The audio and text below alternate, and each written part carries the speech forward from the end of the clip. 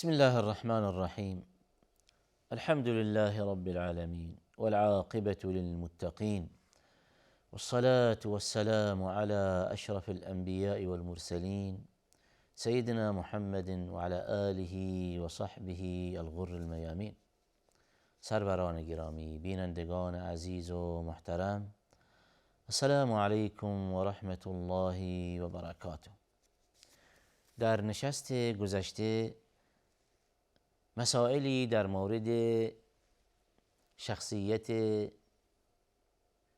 ابو هریره رضی الله عنه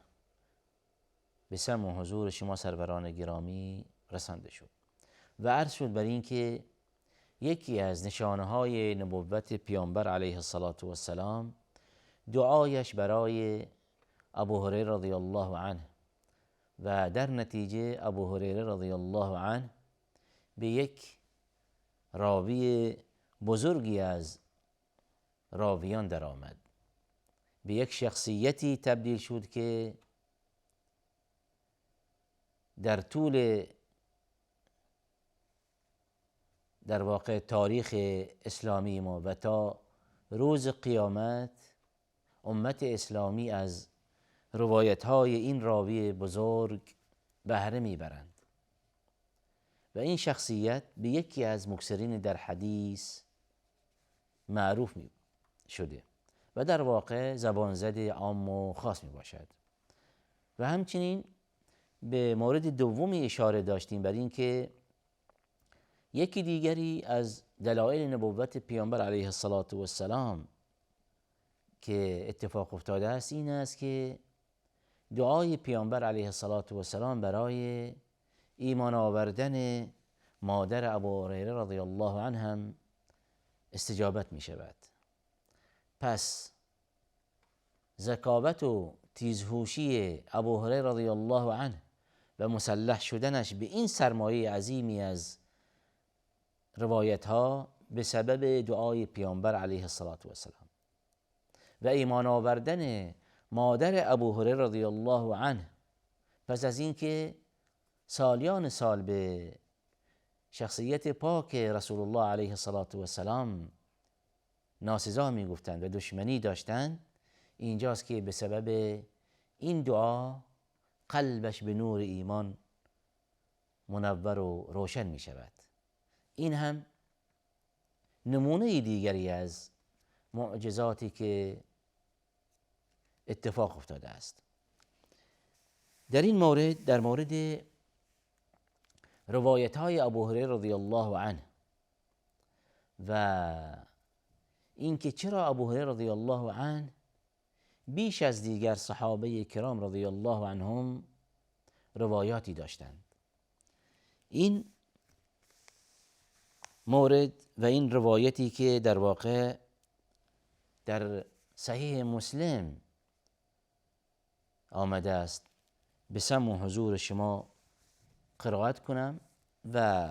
به طور مختصر هم توضیحاتی داده بشه. روایت در واقع چنین آمده است که در صدر این روایت استدلال ابو هریره رضی الله عنه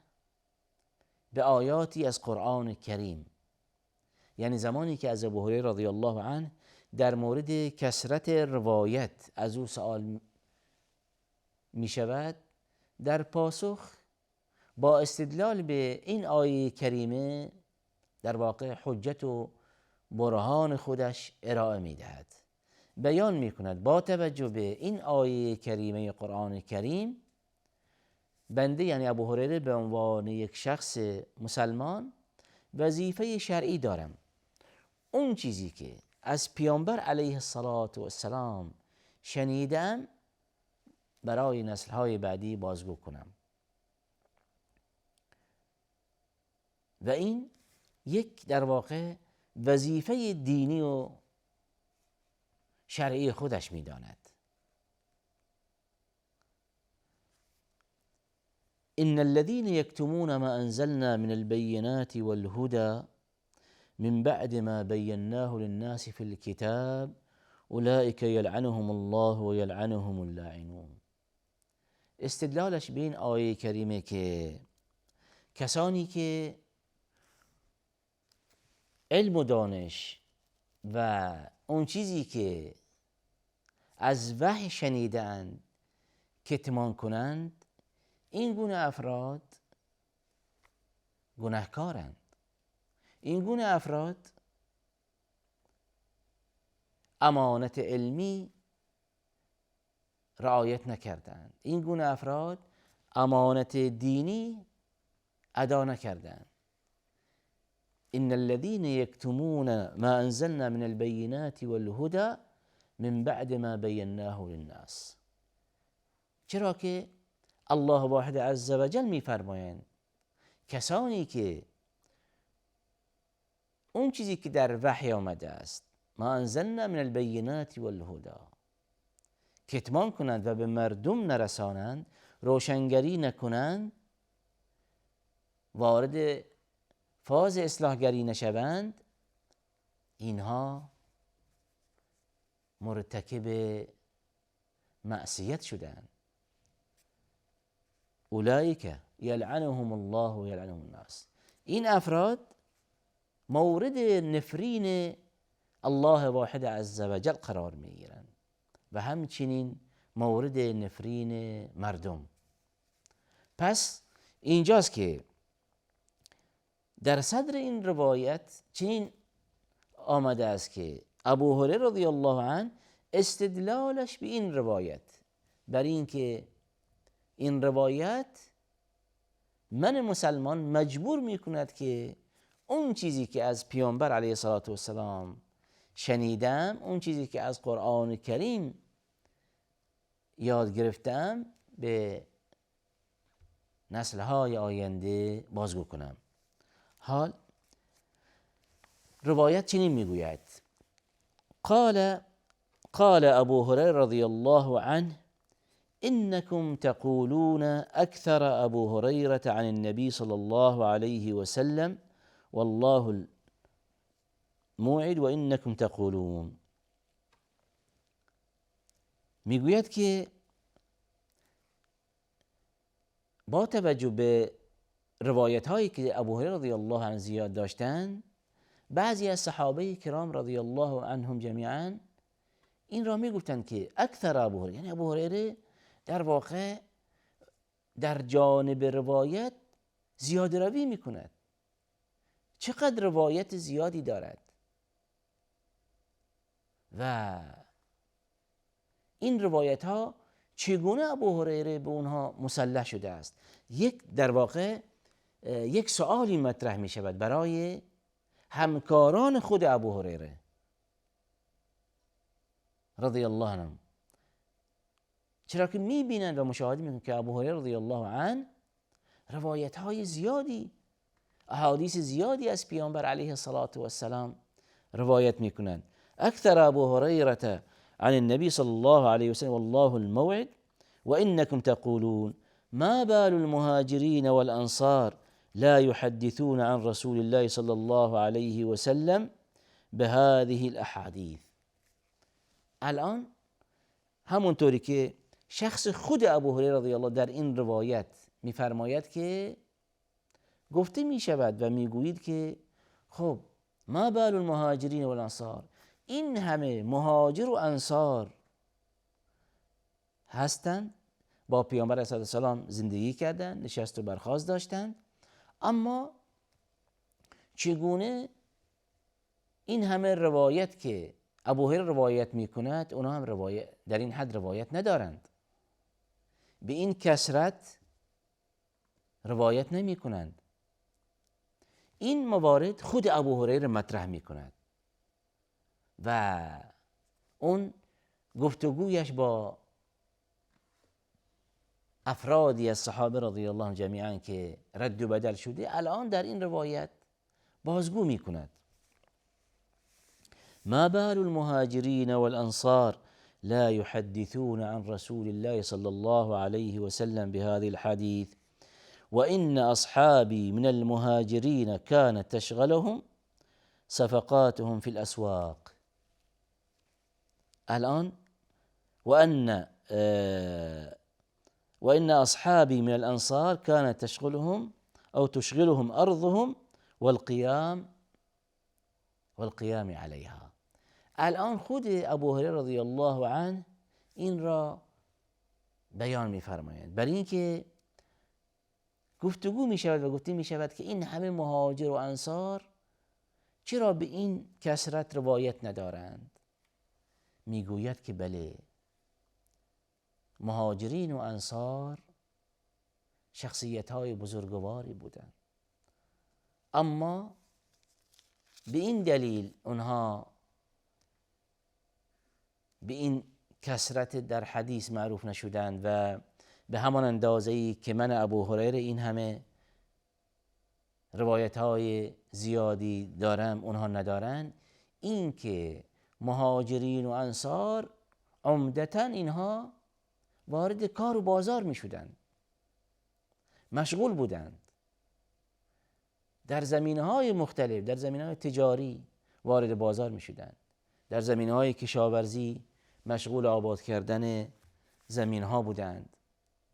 یعنی این که مهاجرین و انصار ضمن این که در واقع از محضر پاک و شیوای پیامبر علیه السلام بهره می بردند، حاضر می شدند و در رکاب پیامبر علیه السلام بودند و در غزوه ها همراه پیامبر علیه السلام هستند، اما باز هم برای امرار معاش صحابه مهاجرین و انصار چنین نبودند که در واقع مرفه باشند. حال چون که به پیامبر علیه السلام ایمان آوردند، دیگر یک حقوق ثابتی دارند و همه نشستند و فقط در واقع بیکار باشند و بشینند. چنین نیست، بلکه افرادی سخت کوش بودند، تلاش میکردند و در کنار وفاداریشان به پیامبر علیه السلام و در کنار خدماتی که ارائه میدهند به اسلام و مسلمین و به پیشرفت و اهداف اسلام، باز هم برای امرار معاش در زمینه‌های کشاورزی و دامداری و بازار و غیره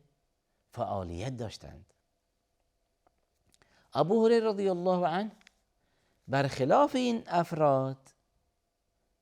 یک فرد بی بضاعتی بوده، فرد فقیری بوده، از این بابت بیشتر ملازمت داشتند با پیامبر علیه السلام و از افراد اهل صفه معروفند. یعنی اینکه افراد زیادی بودند که در واقع افراد فقیری بودند، اینها در یک به عنوان مجلسی سر سکوی در اونجا اقامتی برای خودشان درست کرده بودند و از این بابت ابو هریره رضی الله عنه از این افراد فقیری بودند که گاهی از شدت گرسنگی سنگ به شکم خودش میبست. و یک روایت دیگری داریم که در یک روایتی میگوید که خود ابو هریره رضی الله عنه نقل میکند که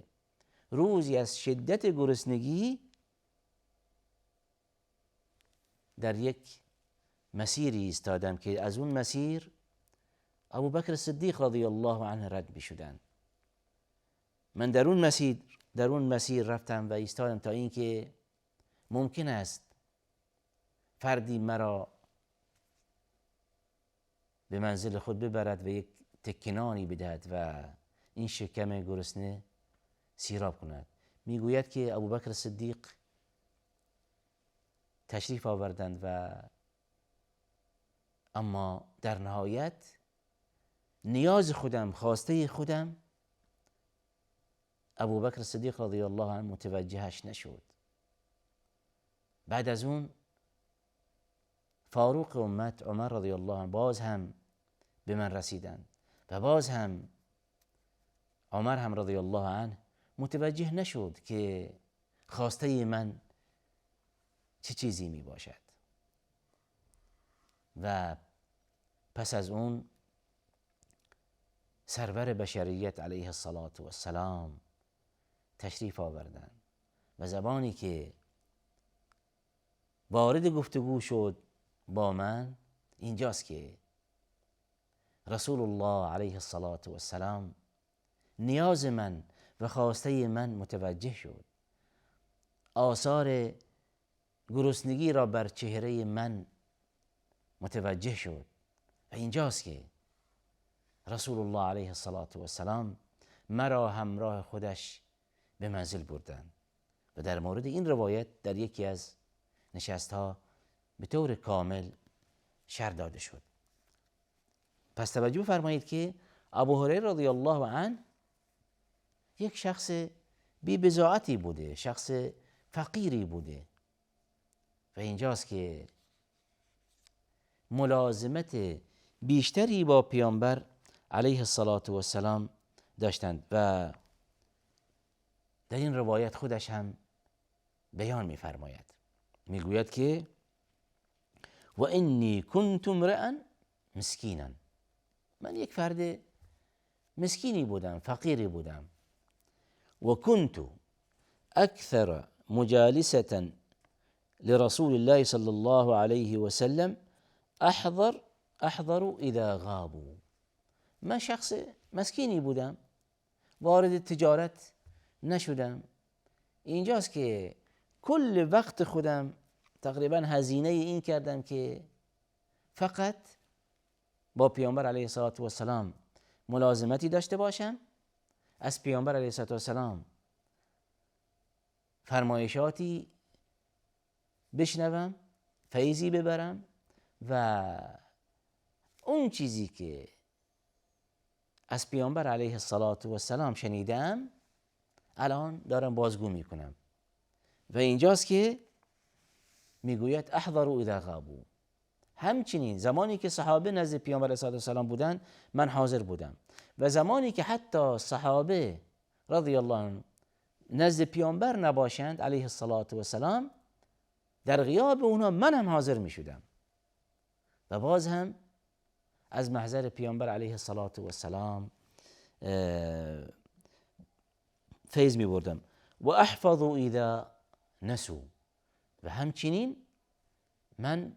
بنا به دعای پیامبر علیه السلام حفظ داشتم، هرچی می شنیدم از بر می کردم،